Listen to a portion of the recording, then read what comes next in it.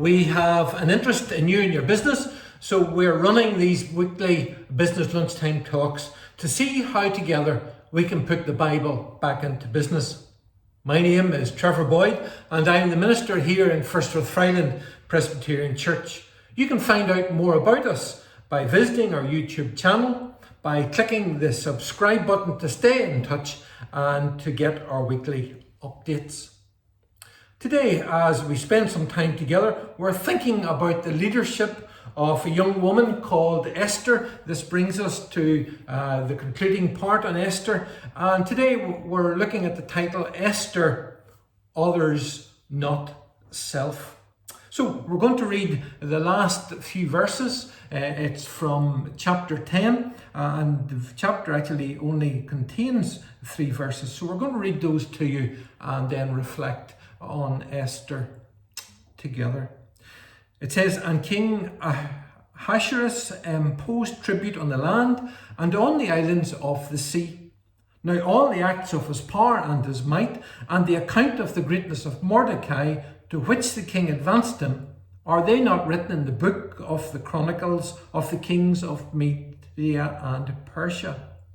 For Mordecai the Jew was second to King Ahasuerus, and was great among the Jews, and well received by the multitude of his brethren, seeking the good of his people, and speaking peace to all his countrymen."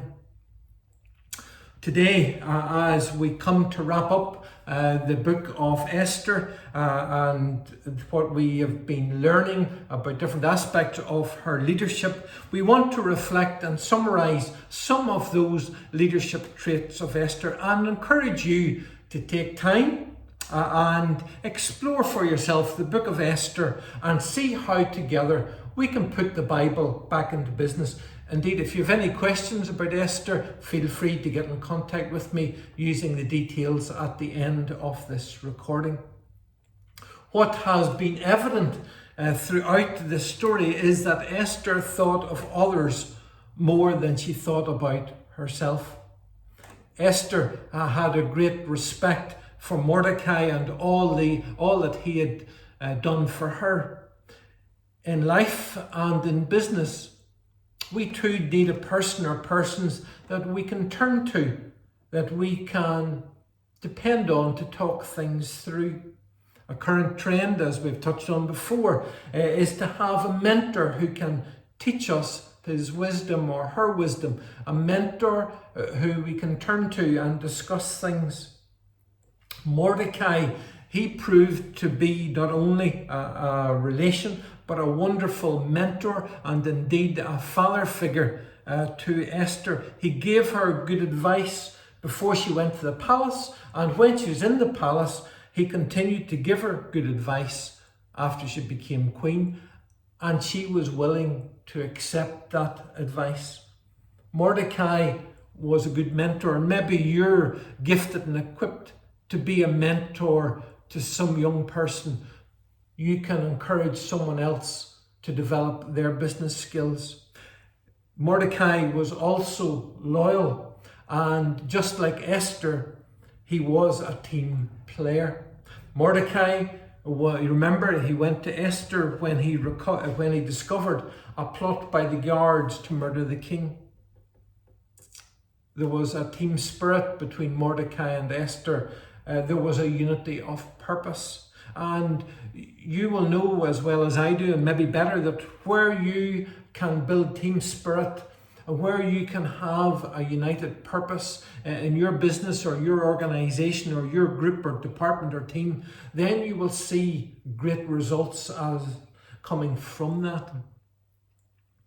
At the start of the book, Esther was an orphan. She was struggling to see the purpose in life. She was struggling to see God's plan in her difficult circumstances. And then Esther moved into the palace after the beauty pageant. And there she started to understand something more of her purpose in life from the perspective of a palace insider. She moved from thinking about herself on the inside, close to the seat of power, to thinking about the preservation and the well-being of the broader community, the Jewish people of the empire. Esther started to see herself as an essential part of God's plan for her community and for her people, and so was willing to step out in faith. As Esther stepped out in faith, she was willing to be flexible as she played various leadership roles for the good of her people, who ultimately were facing extinction. She was patient. She also understood her place. She understood her role as an insider in the royal court. She understood that it required her to follow protocol. And by the end of chapter 4 in the book, she was acting as an advisor to the king. Esther was willing and Esther was prepared to use the means available to her to set the stage. Step 1 of her plan was to ask the king to join her for a meal with Haman. Now, if you study that, at step 1, Esther could have been distracted from her goal, from her purpose, the goal of saving her people. She could have been distracted to start thinking about herself, because the king asked her on 2 different occasions, "What is your request?" Which is fair enough. "Even up to half the kingdom, and it will be given you." And that could have been a mighty temptation for Esther to forget about her people, to set her plan to the one side and to grab the wealth for herself. She could have caught on to this get-rich-quick scheme, a mentality that still exists today, and Esther could have got sucked in and sidetracked from her purpose and from her plan. But Esther was a lady who was thinking about others and not about herself. Esther, she faced the difficult decisions honestly and with integrity. She thought through the ramifications of her actions. She went about it in a measured way. And we learn from Esther that we too need to be creative. We need to be brave enough to step out of our comfort zones.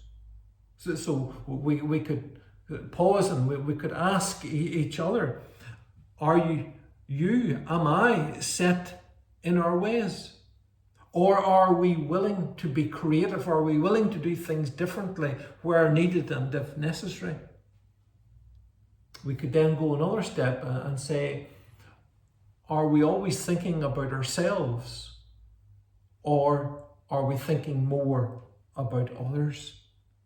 Because God in this life uses ordinary people to do extraordinary things. And we could be well entering a time, a generation, a point in the business world where ordinary people will be called upon to do extraordinary things. Esther, she lived when the Jews were in captivity. She was an orphan. She was raised by her cousin Mordecai, who was her mentor, in a foreign land. She was a minority race that was looked down upon. Esther achieved something great because she followed the will and the plan of God. She thought about others more than about herself. If you stop and think about it again, Esther is still remembered today, thousands of years after her death. So remember, our past, no matter how good or no matter how difficult it has been, doesn't dictate our future.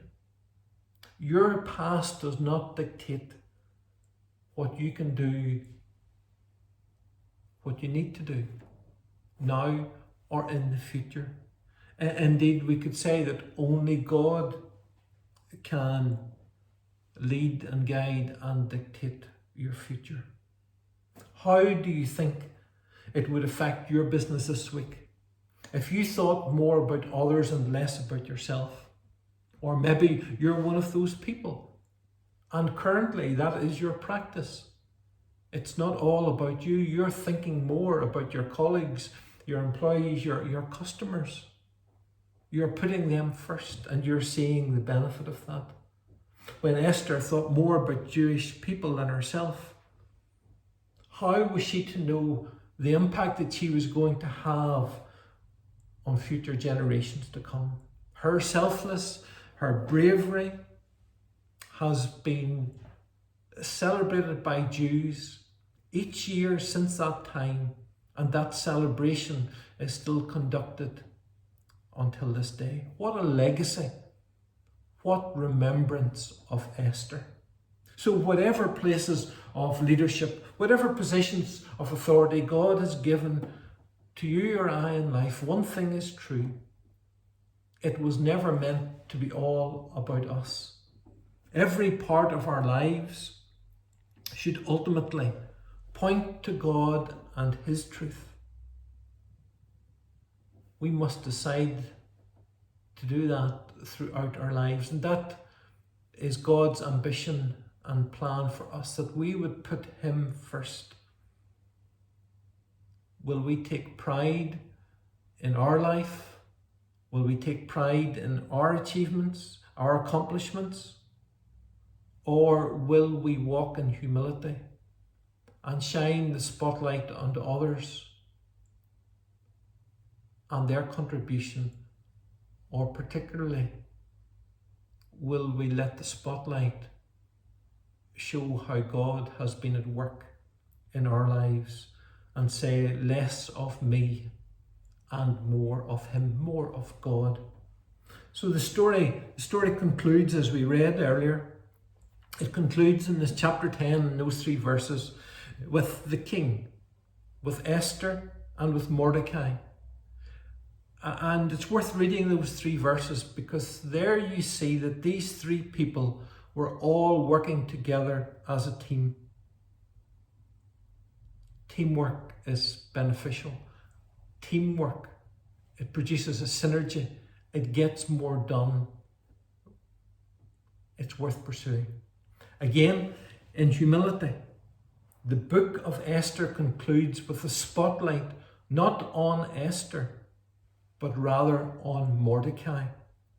And may the closing words of this book be true of you and of me in whatever we do.